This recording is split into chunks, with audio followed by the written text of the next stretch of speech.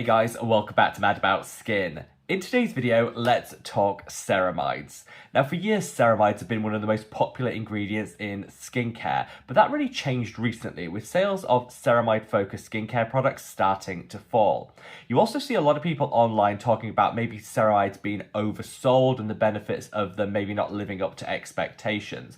And with that conversation going on, I thought we'd do a little bit of a deep dive in today's video, talk about the truth of ceramides and work out whether brands such as Cetaphil and CeraVe have actually been selling us a ceramide scam all along. Sit back, relax, let's talk the truth behind ceramides. Now, in today's video, as always here on the channel, these opinions aren't sponsored and they aren't in paid partnership with any skincare brand. I turned down that coin because I believe my independence is worth far, far more than anything a brand could offer. This allows me to speak freely and openly about all the brands discussed in today's video, and I think more than ever in 2026, we need independent skincare voices in the community. If you're someone that wants to support me as an independent skincare content creator, the very best way of doing that is by reaching down and giving this video a big thumbs up and a like. The more likes a video gets, the more widely YouTube will distribute it on its platform, so it's just a fantastic way of making sure as many people as possible see this video and hopefully will join our wonderful Mad About Skin family. In today's video, I'm going to share with you my take on ceramides, but I would love to hear yours. Are you a huge ceramide fan? Is this an ingredient category that you would never skip in your skincare routine? Or do you think, like a lot of people online, that their benefits are overblown, some ceramide skincare is just overrated, and it's not for you? Sound off down in the comments section below and let me know your thoughts, feelings, and opinions, because I just love to hear from you guys each and every single day. Now, without further ado, let's cut that waffle and delve straight on in. So ceramides, what are they and what can they do for our skin? Well, ceramides actually form a huge proportion of our overall skin makeup. This is fabulous because whilst they're already present in the skin, it will generally mean that ceramides are well tolerated as part of a skincare treatment. Most ceramide formulations will be able to be used by even the most reactive and sensitivity prone skin types, meaning they're just suitable for everyone. Ceramides are also super inexpensive to formulate with, which is why you find them in a lot of drugstore skincare products. Affordability and accessibility are key drivers in terms of determining what is super popular, and because ceramides were so inexpensive, it just meant that it fit most people's skincare budget, and there was a ceramide product out there for everyone.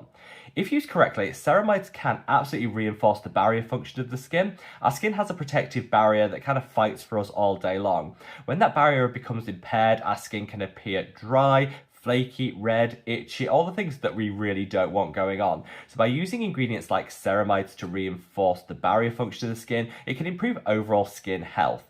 They're also great for preventing skin dehydration. The better condition our skin barrier is in, the more able it is to lock in all that moisture, preventing it evaporating to the world around us. As a result, if you use ceramides consistently in your skincare routine, you should see more hydrated skin, and it will help you to just get on top of some of the dryness that I think all of us experience at some point.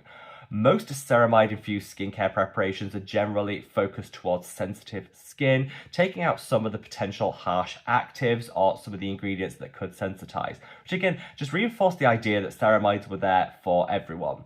They became super popular, and I think the rise of CeraVe really demonstrates this best.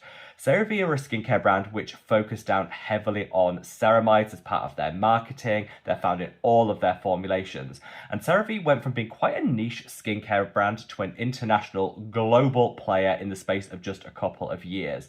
Whilst there were some other things that led to this, ceramides played a key part in the explosion of popularity of brands such as CeraVe and Cetaphil because they formed that core part of their marketing and messaging, and people were willing to buy into it.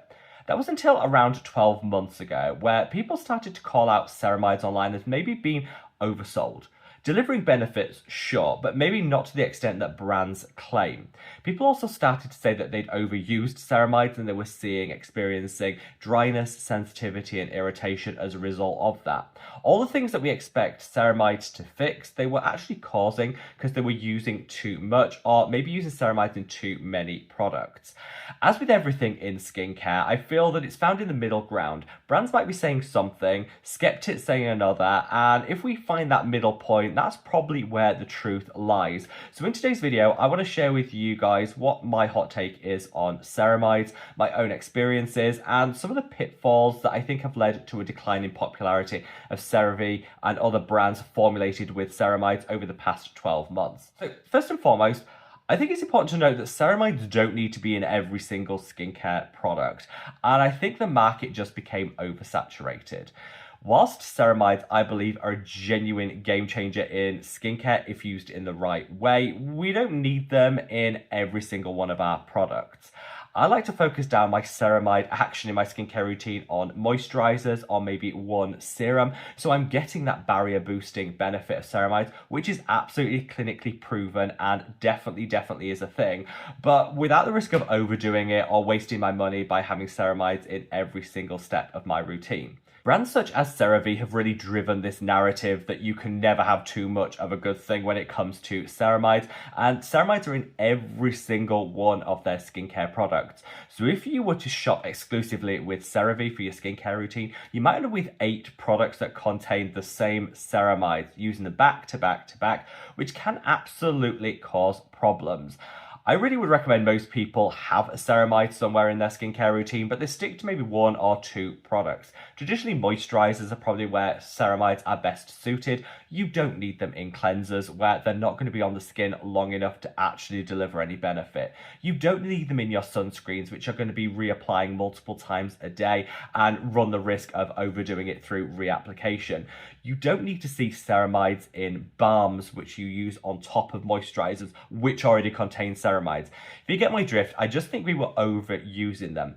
Ceramides are clinically proven to deliver great barrier boosting benefit and preventing dehydration in the skin, but you don't need a whole lot of them to actually deliver this benefit. So let's just reset that narrative. Have a look at our skincare routine and make sure that we have ceramides in 1 step of our skincare routine, maybe 2 if you really like them, not in the whole section, because I think that's where that overuse really starts to occur. I think another big issue with ceramides is the brands which are most heavily promoting them and sharing the benefits of ceramides, such as Cetaphil and CeraVe, are the ones that actually use ceramides in the lowest concentrations. And concentration matters. When it comes to ceramides, you need a range of different ceramides in your product because different ceramides deliver different benefits, but also in meaningful concentrations that are actually going to deliver the benefit from just using that standalone product. This is where brands like CeraVe really fall down. They promote the use of ceramides in all of their marketing, all of their literature, and they grew off the back of this. But actually, if you look at the concentration of ceramides that CeraVe use, in most of their products, they won't disclose the percentage, which is always a bit of a red flag suggesting there's something to hide, and you'll often find them quite low down on the ingredients list. There are some CeraVe products which do contain a higher percentage of ceramides. Generally speaking, this will be the moisturizers, which is a good thing, but the vast majority promote the use of ceramides but actually have an undisclosed or in some cases a really low percentage of ceramides actually included. I think we need to move past this in 2026 and we should demand more from our brands. Opt for brands which are going to be fully transparent, that you can email and say, well, what's the percentage of this ingredient in your formulation? And then they actually respond and let you know. We have a right to know what's going on our skin, and I think a lot of the backlash against brands such as CeraVe and Cetaphil is because they realize that they've been selling the benefits of ceramides, knowing full well that actually the concentration in the vast majority of their products is pretty insignificant. If you want a really good dose of ceramide action in your skincare routine, there's 3 products that I would recommend. First up, let's talk this. This is the Remedy for Moisturizing Barrier Repairing Cream. This is one of the best moisturizers I have ever used. Packed full of ceramides in meaningful concentrations that's actually going to deliver you improvements to barrier health, locking in all that hydration, and genuinely delivers. This is a powerhouse. I absolutely love it. I'm fully transparent, which I applaud. I also love this. This is the Coats Triple Moisture Water Cream. Again, using ceramides alongside other beneficial ingredients to lock in hydration and improve the barrier function of the skin. Such a great product, fully transparent, and yeah, uses ceramides in a far higher percentage and concentration than most CeraVe or Cetaphil products. Then last but by no means least, we have the Ceramide treatment. Ceramide treatment, if I can get my words out. This has the highest percentage of ceramides of any treatment I have ever found. This is a serum rather than a moisturizer, but is an absolute superstar. Fully transparent, and like I say, has the best range of different ceramides and the highest concentration you are going to find in the skincare world. I love this. Ceramide with a ceramide treatment. Honestly, show big brands like CeraVe how it should be done. If you're going to focus all your marketing on ceramides, you need to make sure that they're there in a good dose that's actually going to deliver maximum benefits. Then last but by no means least, when it comes to ceramides, I think there are just other, in a lot of cases, better options on the market.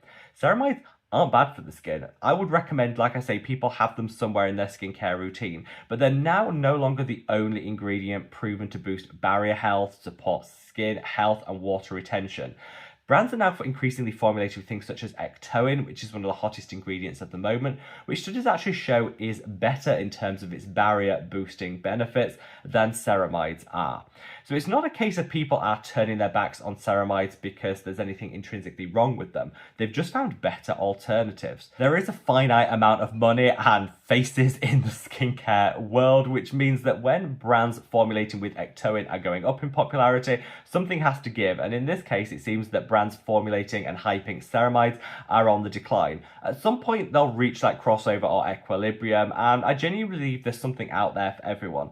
Ceramides are fine, but they're not the very best ingredient when it comes to boosting barrier health of the skin. There are some others available, and like I say, I think ectoin is one of the very best. I covered ectoin in a separate video. If you want to know more about that ingredient, I'll dig that video out and I'll link it up there. Some really great ectoin infused skincare options on the market, and you can absolutely use ectoin alongside ceramides for the very best results.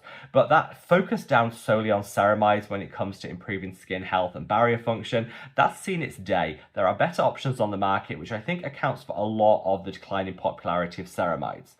So all along were brands like CeraVe and Cetaphil selling us a ceramide scam?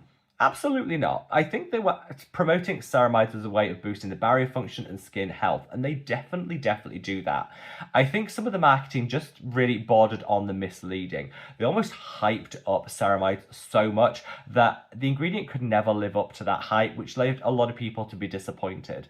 For me, ceramides have played a key part in my own skincare routine, reducing sensitivity, inflammation, and really helping me to get on top of my dry skin, particularly in the cooler winter months. I would never be without my ceramides somewhere in my skincare routine, but I think we definitely have to be mindful that you don't need it in every step, and overusing, as with any other skincare ingredient, comes with its associated problems. Use your ceramides sparingly. Slot them somewhere into your skincare routine, but don't follow the CeraVe advice of having it in every single step in your routine. You just don't need it. Also, I think brands were a little bit cheeky and a little bit misleading, sticking that ceramide badge on every single one of their products without actually using ceramides in a meaningful concentration to deliver the maximum results. We've seen this time and time again with a lot of the big name skincare brands doing it, and this has led to a lot of skepticism. I actually think this skepticism should be leveled at brands, not at ceramides as an ingredient, and I would recommend everyone shop with brands that disclose the percentage of ceramides and use them in a concentration which is actually going to deliver. I've given you some of my recommendations, and they are linked down in the description box below if you did want to check them out. Ceramides aren't the problem. I think it's the way that brands market them that really is. And then, of course, last but by no means least, there are other alternatives on the market. If you haven't already, check out ectoin, because I think that's really made the biggest difference to my own skin health, and I think ectoin is going to be like a lifetime favorite for me. So let me know what you guys think. Anyway, hopefully this video has been useful and given you a more balanced view when it comes to ceramides and some of the things going on in the industry. Wherever you are in the world, guys, stay safe, stay well, and love your skin. Take care. Bye.